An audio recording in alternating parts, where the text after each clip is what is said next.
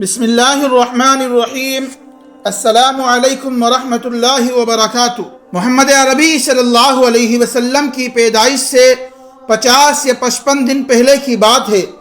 دنیا کا سب سے پہلا خدائی گھر بیت اللہ شریف کو گرانے اور زمیں بوس کرنے کے لیے ابرہہ اپنے لشکریوں کے ساتھ ہاتھی پر سوار ہو کر طاقت کے نشے میں چور اپنی بادشاہت پر اتراتا ہوا سرزمین مکہ کی طرف جا رہا تھا، دل میں یہ عزم اور ارادہ لیے ہوئے کہ آج خانہ کعبہ کو صفحہ ہستی سے مٹا دوں گا۔ واقعہ یہ ہے کہ یمن میں ابرہہ کی حکومت تھی۔ اہل مکہ میں اگرچہ بت پرستی تھی مگر ان کے دلوں میں کعبۃ اللہ کی عظمت اور احترام اب بھی موجود تھا، اور یہ صرف مکہ والوں میں ہی نہیں تھا بلکہ دیگر بہت سے قبائل اور شہر میں مقیم لوگوں میں بھی خانہ کعبہ کا احترام باقی تھا۔ یہی وجہ ہے کہ حج کے موسم میں دور دراز سے لوگ حج کی ادائیگی کے لیے مکہ مکرمہ کا سفر کرتے تھے، اور یہ بات ابرہہ پر بہت شاق گزرتی تھی۔ خانہ کعبہ کی تضلیل اور برائی کرنے لگا، حتیٰ کہ اس نے ایک بلند بالا عمارت بھی تعمیر کرائی جس کو سونے چاندی اور جواہرات سے مزین اور مرشح کر دیا۔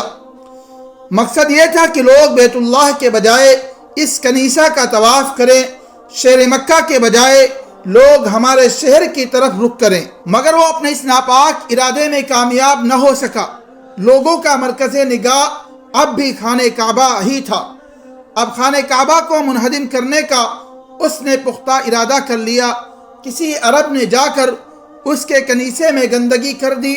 بعض روایات سے پتہ چلتا ہے کہ کسی مسافر قبیلے نے کنیسے کے قریب اپنی ضرورت کے لیے آگ جلائی جو کنیسہ تک پہنچ گئی۔ ابرہہ کو کسی نے اطلاع دی کہ یہ کام عرب کے کسی قبیلے نے کیا ہے۔ اتنا سننا تھا کہ وہ بالکل ہی جل بھن گیا، قسم کھائی کہ کعبہ کی اینٹ سے اینٹ بجا دوں گا۔ اپنے اس ناپاک مقصد کی تکمیل کے لیے نکل پڑا۔ راستے میں مختلف قبائل نے مقابلہ آرائی کی، اسے روکنا چاہا مگر سبھی ناکام رہے۔ مکہ مکرمہ کے قریب پہنچا، ایک وادی میں اہل مکہ کے اونٹ چرتے نظر آئے، ان سب کو اپنے قبضے میں لے لیا۔ ایک قاصد مکہ کی طرف روانہ کیا، یہ پیغام دے کر کہ سرداران قریش کو اس بات سے آگاہ کر دیں کہ ہمارا مقصد تم سے جنگ نہیں ہے بلکہ ہمارا ارادہ تمہارے قبلے کو گرانا ہے۔ اگر تم نے تعرض نہ کیا تو تمہیں نقصان نہیں پہنچاؤں گا، اور اگر مقابلے کے لیے نکلے تو تمہارا انجام بھی برا ہوگا۔ عبد المطلب جو قریش کے سردار تھے کہنے لگے، میں بھی ابرہہ سے جنگ نہیں کرنا چاہتا، ہاں البتہ اتنا بتائے دیتا ہوں کہ کعبہ خدا کا گھر ہے، وہی اس کی حفاظت کرے گا۔ اگر تم میں اس ذات سے مقابلہ کرنے کی ہمت ہے تو جو مرضی کرو۔ قاصد عبد المطلب سے کہنے لگا کہ آپ میرے ساتھ چلیں، میں آپ کو ابرہہ سے ملاتا ہوں۔ جب عبد المطلب ابرہہ کے پاس پہنچے، آپ کا رعبدار اور خوبصورت چہرہ دیکھ کر وہ اپنے تخت سے نیچے اتر آیا اور عبد المطلب کو اپنے ساتھ بٹھایا۔ پوچھنے لگا، کس مقصد سے آئے ہو؟ عبد المطلب نے جواب دیا، مجھے میرے اونٹ واپس کر دو۔ ابرہہ یہ سن کر حیران ہو گیا، کہنے لگا کہ آپ کو دیکھ کر جو عظمت اور احترام میرے دل میں آئی تھی اب وہ جاتی رہی۔ آپ جیسا سردار 100-200 اونٹ کی بات کر رہا ہے، جبکہ آپ کو پتہ ہے میں آپ کے کعبے کو مسمار کرنے آیا ہوں۔ عبد المطلب کہنے لگے، اونٹ میری ملکیت ہیں، میں ان کا مالک ہوں۔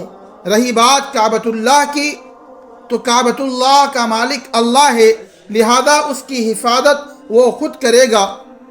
یہ کہہ کر عبد المطلب اپنے اونٹ لے کر مکہ کی طرف روانہ ہو گئے۔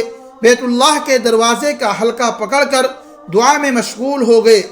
قریش کے سردار بھی آپ کے ساتھ تھے، سب دعا کرنے لگے کہ یا اللہ، ابرہہ کے لشکر سے مقابلے کی ہم میں ہمت نہیں ہے، آپ ہی اپنے گھر کی حفاظت کرنا۔ گریہ وزاری کے بعد سب نے مکہ خالی کر دیا اور پہاڑوں پر چڑھ گئے، مگر ان کو یقین تھا کہ اللہ اپنے گھر کی ضرور حفاظت کرے گا۔